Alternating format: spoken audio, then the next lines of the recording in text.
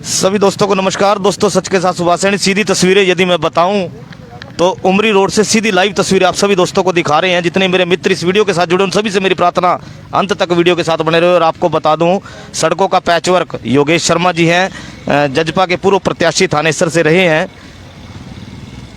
दुष्यंत चौटाला जी की पार्टी से हैं और आज पैचवर्क जो है उनकी पोल खोल रहे हैं और पोल आप सरेआम देख रहे हैं। जो पैच वर्क लगाए गए थे आज वो उखड़ चुके हैं। कुरुक्षेत्र की सड़कों का मुद्दा दोस्तों शुरू से ही तमाम मीडिया उठाता रहा है और आज नया वर्क भी और भी जुड़ गया है, क्योंकि जो पैच वर्क यहाँ पर लगाए गए थे उनकी धज्जियाँ उड़ चुकी हैं। नमूने जो है वो इकट्ठे कर लिए गए हैं सैंपलिंग के लिए। प्रशासन को ये नमूने सौंपेंगे। योगेश शर्मा जी हैं, जजपा से हैं। और देखिए दोस्तों, सड़कों के मामले में कुरुक्षेत्र की जनता शुरू से ही दंश जो है वो झेल रही है। सुभाष सुधा जी विधायक हैं, प्रत्येक खड्डा भरने का दावा करते हैं। खड्डे क्या भरने थे आप देखिए जरा सड़कों के हालात वैन न्यूज़ के माध्यम से। अभी देखिए दुष्यंत चौटाला की पार्टी से हैं योगेश शर्मा जी, इनसे बातचीत रहेगी। क्या कहना चाहेंगे? ये जो मटेरियल इकट्ठा किया कहाँ लेके जाएंगे? क्या करेंगे? आज से ठीक 20-25 दिन पहले आप सभी साथियों के माध्यम से हमने एक आवाज उठाई थी कि किस प्रकार से पैचवर्क और सड़कों के पुनर्निर्माण के नाम पे करोड़ों रुपए खराब किए जा रहे हैं नगर परिषद के कुछ अधिकारी और कुछ ठेकेदारों की मिलीभगत से। परंतु जब हमने आवाज उठाई कि आप पैचवर्क को तुरंत प्रभाव से कैंसिल करके ये सड़कों का जो हाल है ये पुनर्निर्माण से ही ठीक हो सकती है, परंतु इन लोगों की मूर्खता और लालच की वजह से इन्होंने पुनर्निर्माण का टेंडर कैंसिल करके इसको पैचवर्क में बदल दिया। परंतु आज 20 से 25 दिन के बाद उनका ये पैचवर्क इस लिफाफे में बंद है। आप देखिए किस प्रकार से 45 से 50 लाख रुपए इन्होंने मतलब मिट्टी में मिला दिए और अपनी जेबें भरने का काम किया है। तो कुरुक्षेत्र के जिम्मेवार नागरिक होने के नाते ये हमारा फर्ज है। उस टाइम भी हमने इनकी हरकत दिखाई थी, किस प्रकार से इनके हाथ से फट रहे थे, परंतु इस चीज की जवाबदेही किसकी है? और इसके लिए पूर्ण रूप से जिम्मेवार हमारे थानेसर के विधायक जी, जिनकी शय में ये सब कुछ होता है। हमने बहुत बार उनको मिलके भी इस चीज के लिए संचेत कर लिया और मीडिया के आप साथियों के माध्यम से भी उनको ये चीज कह ली कि आप इन लोगों के खिलाफ संज्ञान लें। आप भी तो सरकार में हो सर। सर सरकार में जरूर हैं, परंतु यहाँ का नागरिक होने के नाते इन मूलभूत सुविधाओं के लिए लोगों के साथ खड़े होने की जिम्मेवारी योगेश की भी बनती है। और ये कोई राजनीतिक नहीं है, राजनीति करनी हो तो हम अपने ऑफिस में बैठ के भी कर लेंगे, परंतु यहाँ का जिम्मेवार नागरिक होने के नाते मेरी माता जी पूर्व में यहाँ से पार्षद रही हैं, कहीं ना कहीं जिम्मेवारी हमारी भी है। और ये मुद्दा खाली एक सड़क का नहीं है। पॉसिबल नहीं है कि आप साथी सारे, आपका समय भी बड़ा कीमती है कि हम आपको सारे शहर का चक्कर कटवाएं, परंतु जो व्यवस्था यहाँ की बनी हुई है इसके लिए पूर्ण रूप से नगर परिषद जिम्मेवार है। और आज मैं ये उनका पिटारा लेके डीसी साहब को भी दिखा के आऊँगा और इनके कर्मचारियों को भी। जब तक इन लोगों के ऊपर FIR नहीं होती मैं नगर परिषद कार्यालय में ही बैठूंगा। योगेश जी, क्या इस लड़ाई को अंजाम तक पहुंचाने के लिए आगे की क्या रणनीति? सर अगर हमने पहले भी आपने इस टाइप के हंगामे अगर हम पर कोई रिजल्ट नहीं निकला। नहीं, रिजल्ट बिल्कुल निकला था। वो टेंडर कैंसिल किए गए थे, परंतु टेंडर कैंसिल कर दिए पुनर्निर्माण के, जबकि करने चाहिए थे इस पैचवर्क के। हमने विरोध इसका किया था, ना कि उस सड़क को दोबारा बनाने का। और रही बात सुनने की या अंजाम तक लेके जाने की, तो अगर हमने अंजाम तक नहीं लेके जाना होता तो आज आप साथियों को हम परेशान ना करते दोबारा। आप कह रहे हैं कि विधायक जिम्मेदार है, तो आप विधायक के पास भी जाएंगे इसको लेके जो आपने मटेरियल इकट्ठा किया है? देखिए, हमारे अंदर इतनी क्षमता है कि विधायक को यहाँ आना पड़ेगा, इस चीज पे जवाबदेही तय करेंगे। या विधायक के अगर ऐसी नौबत आई उनके पास जाके दिखाना पड़ेगा तो उनसे इसकी जवाबदेही हम जाके भी लेंगे। योगेश जी, कितने का टेंडर था, कितनी सड़कें जो सेक्टर जिंदल चौक से लेकर बननी? ये लगभग 45 लाख के करीब का था, तकरीबन 45 लाख कुछ का था, जो इन्होंने मिट्टी में मिलाने का काम किया। और हमने उस समय भी आवाज उठाई थी आप साथियों के माध्यम से, परंतु उस समय इन्होंने खाना पूर्ति करने के लिए सिर्फ और सिर्फ एक पुनर्निर्माण के टेंडर को कैंसिल कर दिया। अगर मैं आपको कहूँ आगे जाके दिखाऊं, सबने आपने देखी भी हुई है क्या व्यवस्था है।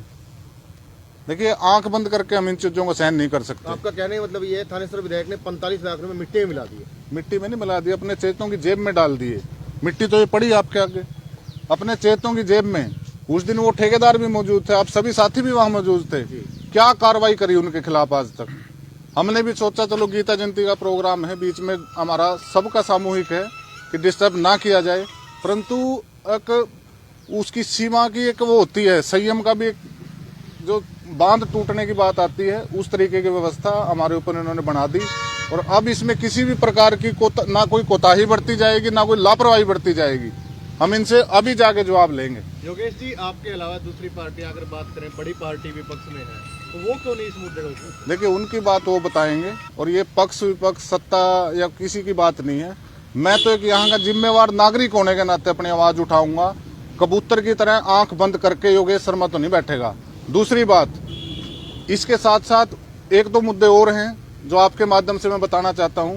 सेक्टरों के हर एक कम्युनिटी सेंटर का हाल, ये मेरे बताने की बात नहीं है, आप सब भी देखते हैं, और आपके माध्यम से जितने भी मेरे कुरुक्षेत्र के निवासी इस चीज को देख रहे हैं, जितने भी कम्युनिटी सेंटर हैं, सभी की 6500 रुपये फीस नगर परिषद लेता है, और उसके अंदर उसकी सफाई की फीस भी वो लेते हैं। परंतु आप उनके अंदर जाके उसका हाल देखें।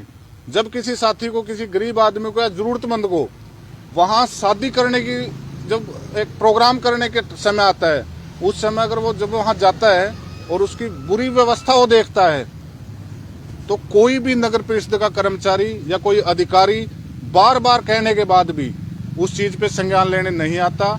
इसके लिए मैं खुद नगर परिषद कार्यालय जाके जो रजिस्टर इन्होंने उसकी बुकिंग के लिए रखा हुआ है, या तो उस रजिस्टर की होली जलाने का काम करेंगे, या उस रजिस्टर को या उस कमरे को ही बंद करेंगे।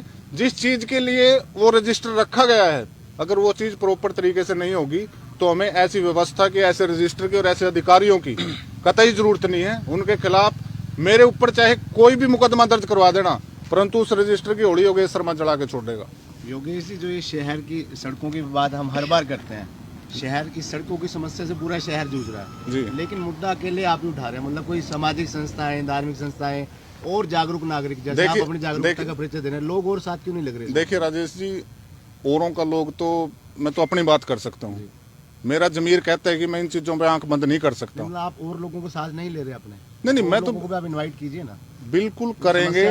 देखिए, समस्या सबकी, और लोग आने के लिए हमें भी फोन आते हैं, सभी तैयार हैं खड़े होने के लिए, परंतु हमने इसमें राजनीतिक रंग नहीं देना कि हम किसी राजनीति के उससे करेंगे। हमारा मेन मकसद है इनको जगाना, जगा के काम करें। अगर अच्छे काम करेंगे तो हम सबसे पहले फूल माला लेके हम खड़े होंगे।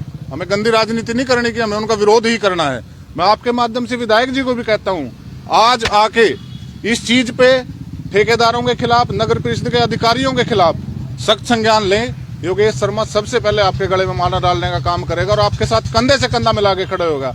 परंतु ये बात मैं 20 बार कह चुका हूं, शायद अधिकारियों के ऊपर कोई दबाव होता है, वो बिल्कुल होता है, हम भी देखते हैं कि उनको दबाव के कारण। आज भी मैं सुबह 8 बजे से नगर परिषद के ईओ साहब को कॉल कर रहा हूं।